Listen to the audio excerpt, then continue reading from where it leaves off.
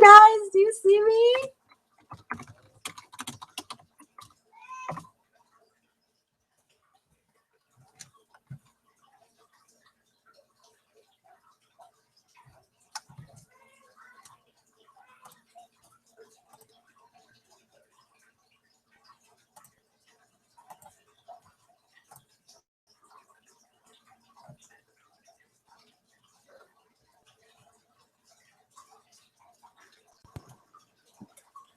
Okay.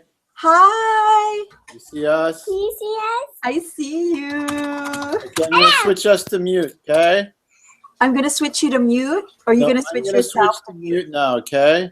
Oh, you're going to mute yourself? So it doesn't... Okay, I just muted you. Oh, I can hear it. Okay. Oh, no, you're not muted. There, now you're muted.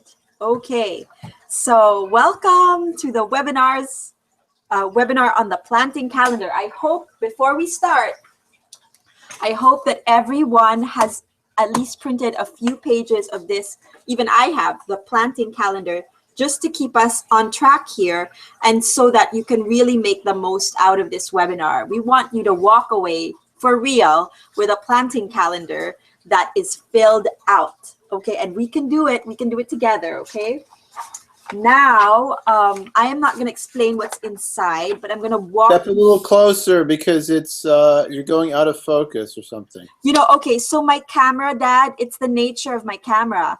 When I move, that's why sometimes I just like stay put in one and I just, my mouth moves. But when I move, like if I'm more dynamic, it gets out of focus. So it's probably best to not move then. all right, so I won't be moving. I'm not moving because my camera is a little, it's different. So I hope that I'm gonna move back here, and I hope that you guys can see the planting calendar that I have printed, that you guys have printed. And these 10 minutes are a good way just for us to warm up, to get to know each other. Type on the chat box if you guys are here. Zoe, Ethan, Phoebe, Simon. Are you here, Simon? I see you climbing all over Daddy.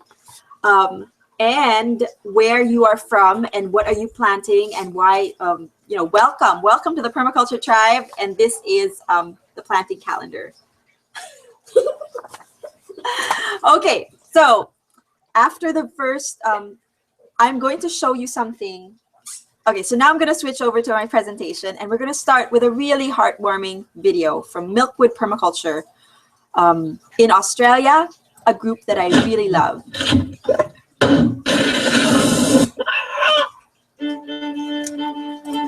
We're at Milkwood. We teach skills for growing, designing, and living like it matters.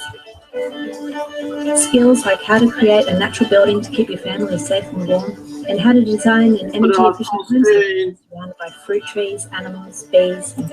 All right, sorry, that should have been this way. Okay, so now I'm going to turn.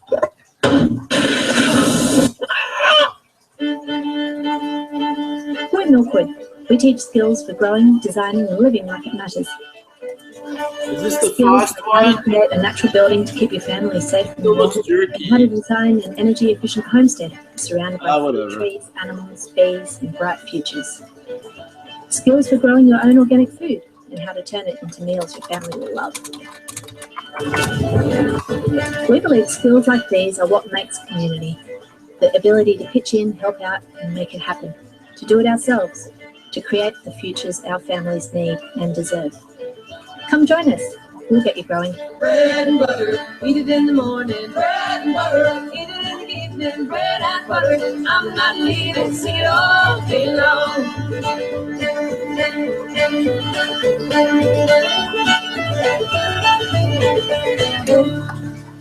There we go.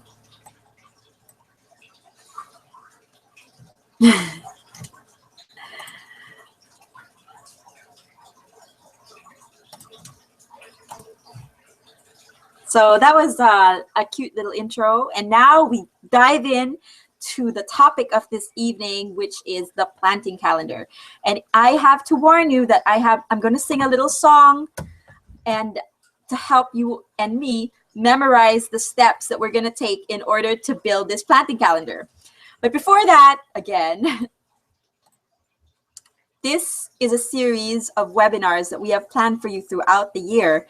And this March, we have the planting calendar as our third part. First, we started with garden design, where and the webinar was entitled 10 Crucial Steps Most Organic Gardeners Forget About Before They Start Planting. And here we learned how to look at your garden in 10 dimensions with the scales of, that is not the scales of permanence, previous slide, and sector map analysis. If you have missed this webinar, there is a recurring webinar online, or we will make this available because we're switching webinar platforms to you guys in the weeks to come. But I know that a lot of you have been with us through this journey since January, have been able to watch this. The second webinar we had was to teach you how to design or choose the plants for optimal yields. And that's basically what we are always trying to do when we design and plan our gardens, is we're always trying to see how much we can fit in the space that we have and how much we can grow so that we can feed as much of ourselves and give the abundance that we have overflowing to others. In the second webinar, we talked about plant guilds, how to form guilds so that they yield the most and work together as an ecosystem, like a mini ecosystem in itself, and how to think of your garden in terms of a food forest, actually, not just annual veggies. The third in this series is actually the least of permaculture of all, just because we're focusing more on the annual vegetables that make the bulk of our food. So these are the annual vegetables, and this is called the planting calendar, so that we know when to sow, harvest, and transplant our crops. Mommy, so why are we here? This is not such a good picture of us. But Hello. okay, so it's now 7:30. Mommy, Daddy. Yes, Mommy and Daddy. So why are we here? So this one, Dave, I'm going to actually say something deeper, hopefully, and talk about Salina, Ohio, and a little bit of our journey. So do you want to, I'm gonna go into the, okay, so as we were traveling through Mommy. Ohio. The Salina, Ohio thing is too long, and It's too long? cut it down. That's too long. Like, it's confusing. What did you say? The Salina, Ohio thing is too long. That story is, it's too meandering. It's too long? Yeah, too long. What do you mean? The slide? No, your story. Simon. Oh, my story's too long? Yeah. Okay. All right, so do you want me to just cut it off or just shorten it? You can either shorten it or cut it off. Okay, so we had traveled through the Midwest and to visit a friend, and upon entering their town we were told not to do so because their lake was poisoned from the runoffs of the surrounding agriculture. And they have done a lot to not put the blame on the farmers, because that's the dominant business around here. It's hard to, it's hard. This is why we have a babysitter, because you guys are just distracting. So we want to ask, why are you, okay, previous slide. And then I think I'll add another slide to say that this of the spiritual reasons that we do this as well is to truly connect with nature, because it not just feeds our bodies, but it feeds our soul to be in touch with and understand a little bit more about the world and not be detached, or I have to word that better and make it more deep, because I just heard a whole podcast about food, and I think that there's a lot to be said about the spiritual reasons why food is important, or true food is important. So why are you here? And then I check on everybody's answers. So temperature, what is your seeds? So here I go, okay? I'm gonna start singing now, and I'm gonna squeeze share there. Oh. Now I can't. Yeah, there. Okay. So I'm going to start singing now. And when I do, I want you guys to figure out what the song is. And as soon as you can, type it on the chat box and let us know so that we can reward you with a packet of seeds of your choice. Okay, it's now 7:30. Okay, what is your season? So here we go. Everything has its season. Everything has its day. Temperatures for germination begin to show us the way. Here we go back to our slides. What is your seed's germination temperature? Oh.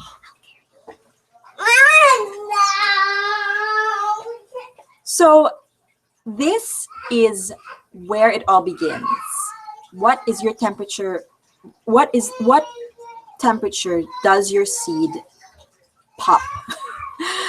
And you can see these are the cool season crops and these are the warm season crops. Most cool season crops, there are two major categories of vegetables, the cool season and the warm season crops. So when we see that again, because I just want to enjoy the, oh no, my mouse is stuck. Uh-oh, not good.